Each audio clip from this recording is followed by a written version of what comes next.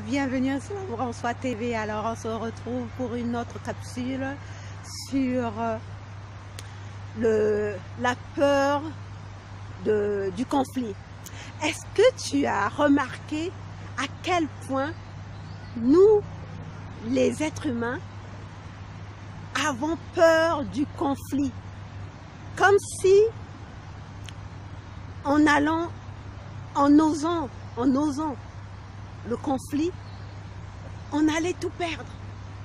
Pourquoi ça se passe comme ça? Je me suis posé la question, je me suis dit, pourquoi souvent on a peur du conflit? Alors que souvent, le conflit, ce n'est pas... En plus, on n'a pas à avoir peur du conflit. En fait, ce qui se passe, c'est plutôt la confrontation.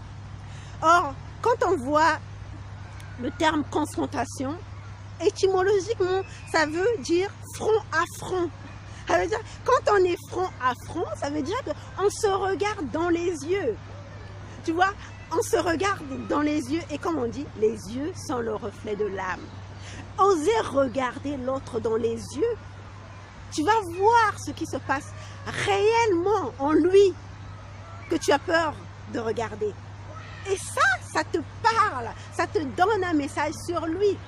Donc, pourquoi avoir peur de la confrontation? Alors que, en y allant, tu ne vas trouver que l'authenticité. En fait, tu vas lire le vrai message qui se passe, qui se cache derrière la personne qui est en face de toi. Et puis surtout, la chose aussi dont on doit prendre conscience, c'est que là où nous avons peur du conflit, l'autre aussi a la même peur. Alors, que moi, souvent, c'est ce que je me dis. Je me dis, je vais être la personne qui a moins peur. Parce qu'il y a une situation qui est là, il faut qu'elle soit réglée. Alors, je vais aller parler, me confronter, front à front. Donc, confronter la personne. Et souvent, rends-toi bien compte, souvent, quand tu oses la confrontation, quel soulagement. Et il y a un adage qui dit, je ne sais plus si c'est un adage, si c'est dans un livre que j'ai lu, ceux qui nous confrontent sont nos meilleurs alliés. Parce que on ne peut pas lire nous-mêmes ce qui se passe dans notre regard quand on se confronte à l'autre. Mais l'autre, par son attitude, nous montre ce qu'il y a en nous qu'on ne veut pas voir. Donc, quand tu oses le conflit avec l'autre, non seulement tu remarqueras que la personne non seulement va te remercier, mais en plus toi tu seras soulagé. Je me souviens quand j'étais jeune fille, on était à l'internat en Afrique, au Togo.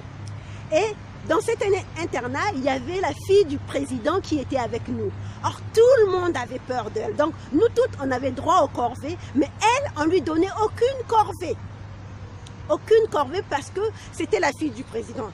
Mais après, j'ai réfléchi, je me suis dit, mais attends, si la fille du président, on la met avec des citoyens lambda, monsieur, mesdemoiselles, tout le monde, c'est que le président voulait qu'on enseigne à cette fille de vivre comme mesdemoiselles, tout le monde. Alors pourquoi lui faire des faveurs?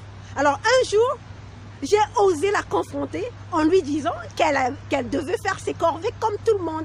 Et donc, naturellement, c'est parti en vrille, mais d'une façon telle que c'est la responsable qui est venue me demander pardon pour que j'arrête de me disputer avec la fille du président.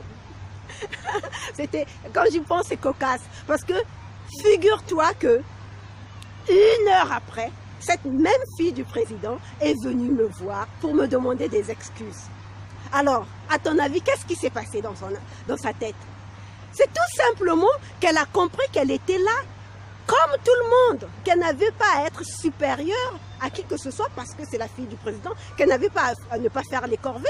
Parce que si son père, qui était le président de la République, l'avait envoyé là, c'était pour lui faire apprendre les leçons de la vie qu'on enseigne à tout le monde.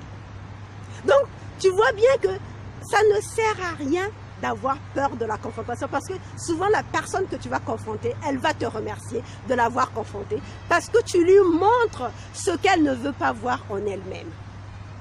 Donc voilà, quand tu as quelque chose à dire, ose ose la confrontation.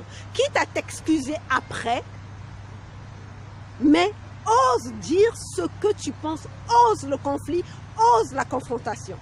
Parfois on dit faut pas dire, il faut parler avec bienveillance, mais écoute tes émotions, exprime-toi.